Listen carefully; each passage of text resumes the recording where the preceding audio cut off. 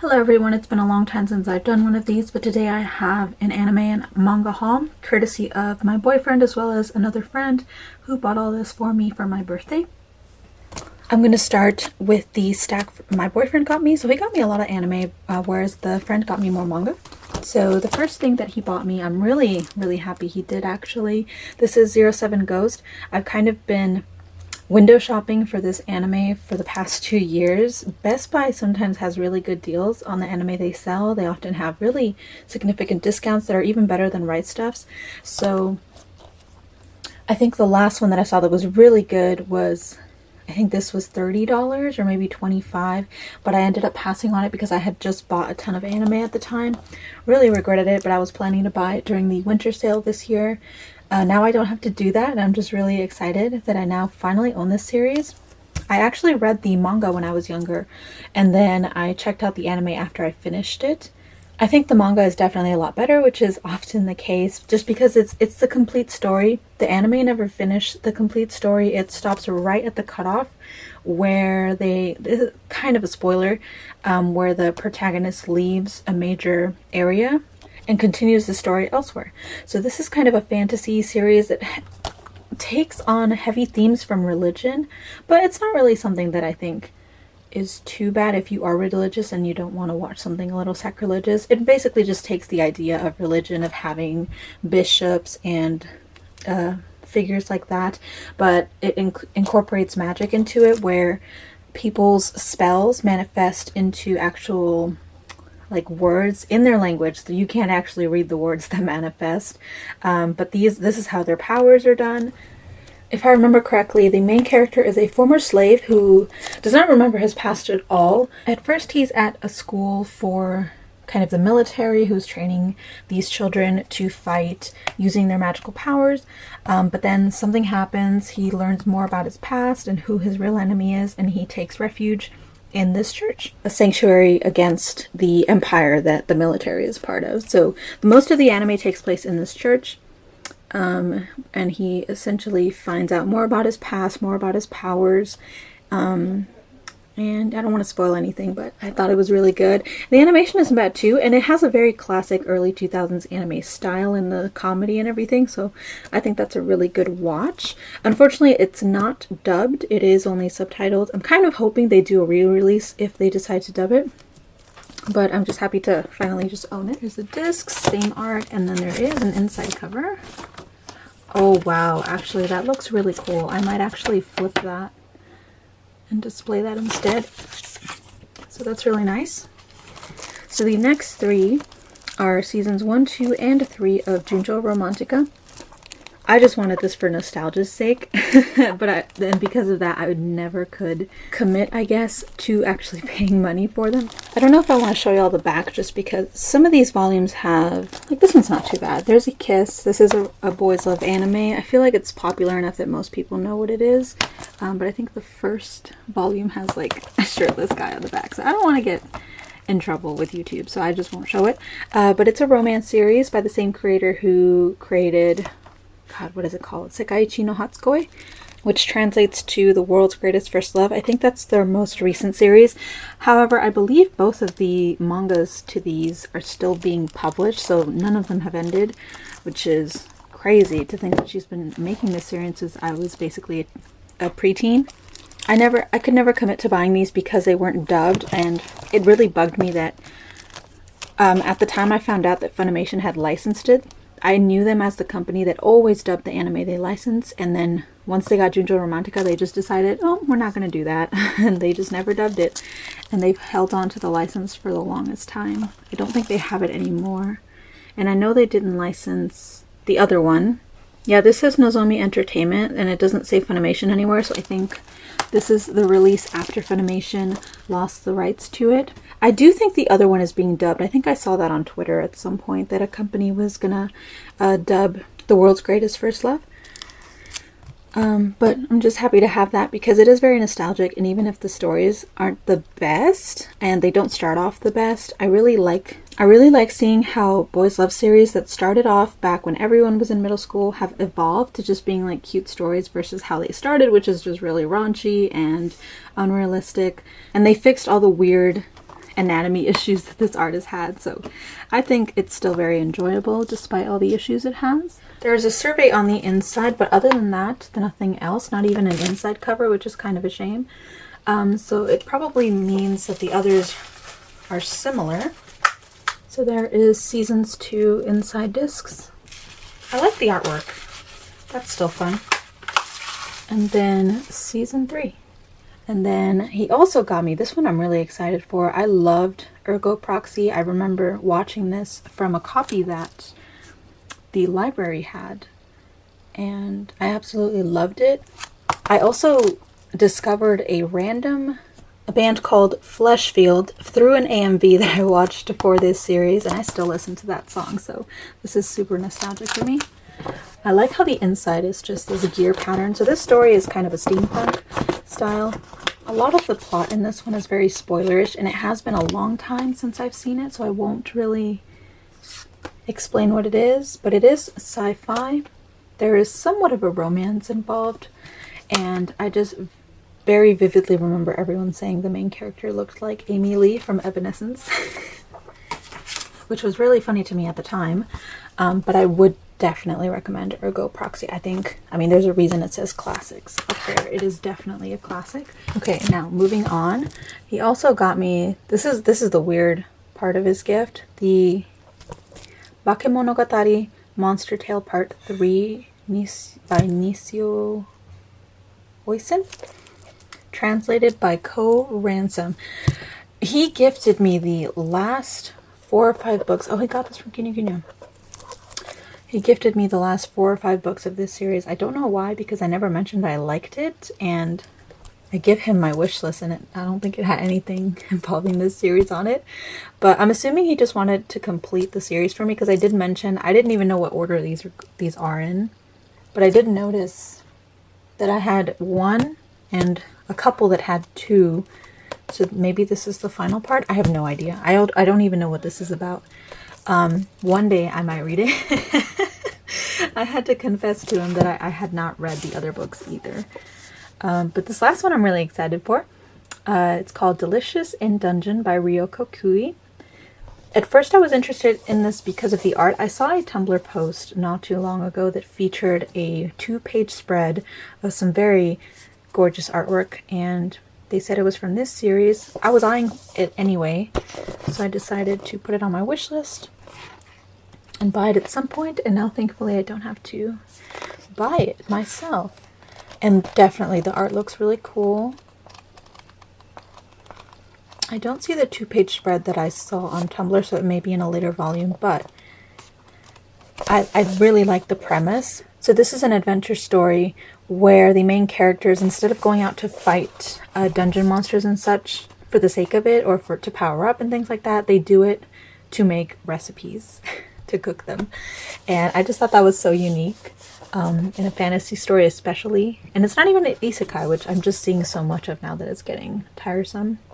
So I'm really excited to start reading this, and I might do an ASMR for it. He also got me a ton of stuff from Bath & Body Works, but I don't know if that's interesting really, or fits my channel. So let's move on to what my friend bought me. So he primarily bought manga, which I'm fine with, because he got a lot of the stuff that I was looking for, but he did get me this anime movie by Satoshi Kon called Perfect Blue. This is the one Satoshi Kon movie I haven't seen just because of the subject matter, but it's Satoshi Kon. I mean, come on. You can't just not watch his films. So I put it on my wish list, and he bought it for me, which is really nice of him. There you go. Kind of gives you an idea of what the movie's about. And then, ooh, that's really pretty. And I want to say this is the first movie that kind of made Satoshi Kon famous. I know he probably had smaller projects, but this was his big major film. And it's kind of what allowed him to create later films such as Paprika, and then he also made the TV anime Paranoia Agent, which I actually did buy. It's just Right Stuff has not shipped out my order yet. So there will be another anime/manga haul coming in the near future, hopefully. I'm still waiting on some stuff to come back in stock.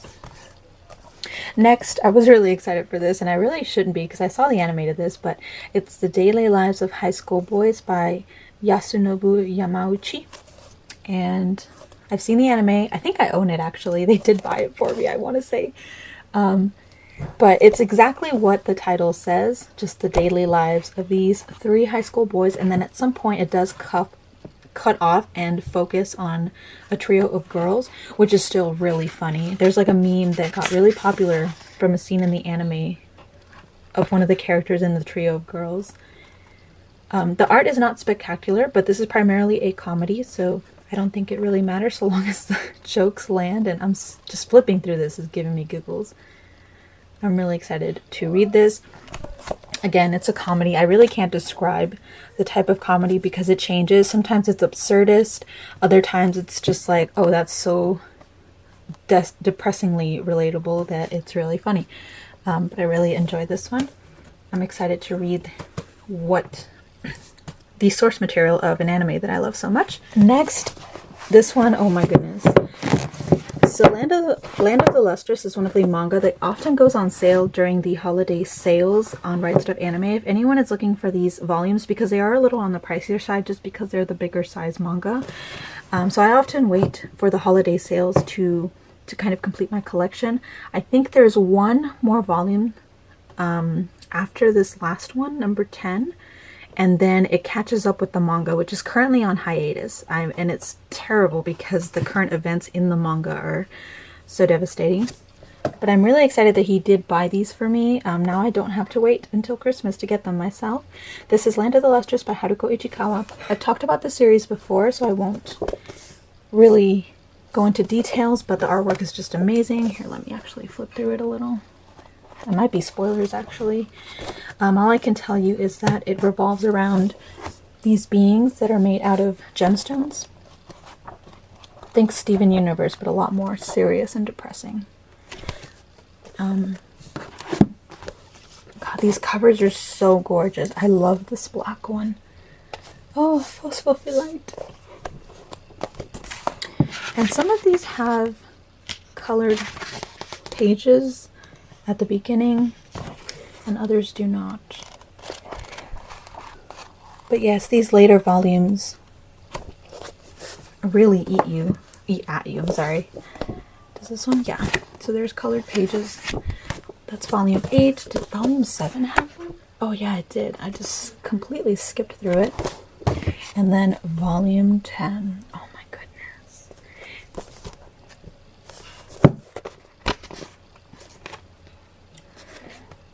I do apologize. I keep banging these books and anime on the table. And the microphone is currently on the table instead of attached to the tripod, so that might be a little louder than you're used to. But that's those books. So excited to reread that in person. Next, I have one I'm also really excited for, Devil's Candy Volume 1. The art is by Rem and the story is by Bikuri.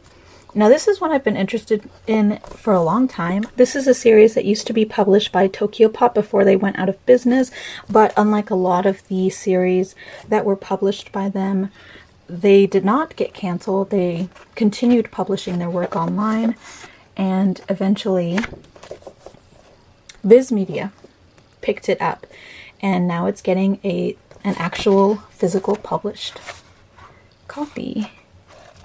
Wow, the art in this looks so cool and dynamic. I mainly got it because I like the design of this guy's hair. I thought it was so cute.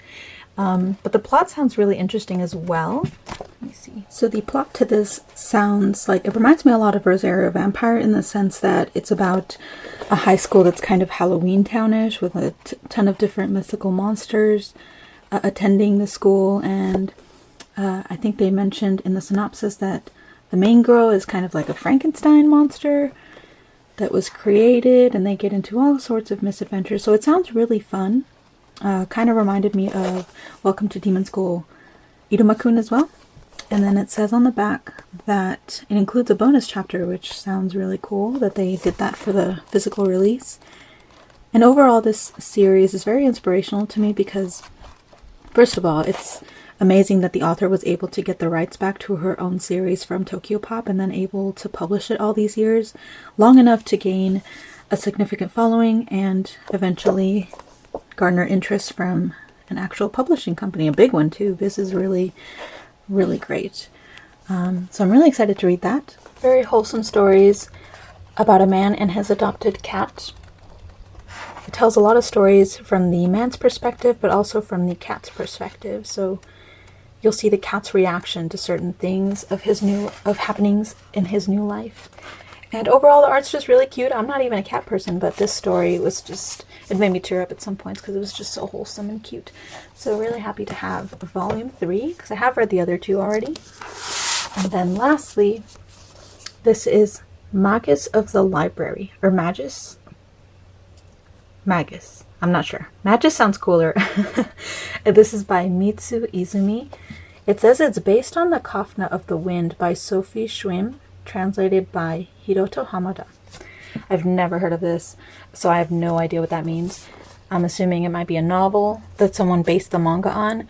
And it says, in a small village of Amun lives a poor boy named Theo. Theo adores books, but because of his pointed ears and impoverished life, he isn't allowed to use the village library. As he endures prejudice and hatred of the village, he dreams of going where such things don't exist. City of Avsak. City of Books. But one day Theo chances to meet a Kafna, a librarian who works for the Great Library of Avsak, and his life changes forever. So that sounds really cool to me, especially since it involves the library. I volunteered at libraries a lot. It kind of got my start in the workforce as well, and just, I owe a lot to the public library. And the art looked really cute, so I'm really interested to see how this story progresses. Really hoping it's good. Wow, that was gorgeous. Yeah, super excited to read this. And the main character looks adorable, so. Wow, this is a thick boy too. Who published this? Kodansha Comics. This is a terrible layout, but basically this is everything that I received for my birthday from my boyfriend and another friend. I'm very grateful to them for buying me all this. It's a lot of money just when you consider how much anime was involved, because anime is not cheap. So I do really appreciate them cutting down my anime and manga wish list. Really excited to finally watch this movie and experience it for the first time, and also happy to have the other anime in my collection. I'm also excited to read the manga, and even though I'm not really interested in this, I'm going to see if I can get some time to figure out what order that novel series is in so I can finally read it, because otherwise it's just a very sad collection of books on my bookshelf that will never be read. Nevertheless, I will leave links to all of these products in the description. Even though he bought this book from Kinya, I think it is available on Right Stuff's website. I think I've seen it on there before, so I will make sure to link that as well. But yes, I hope you guys enjoyed, and I will see you in my next video.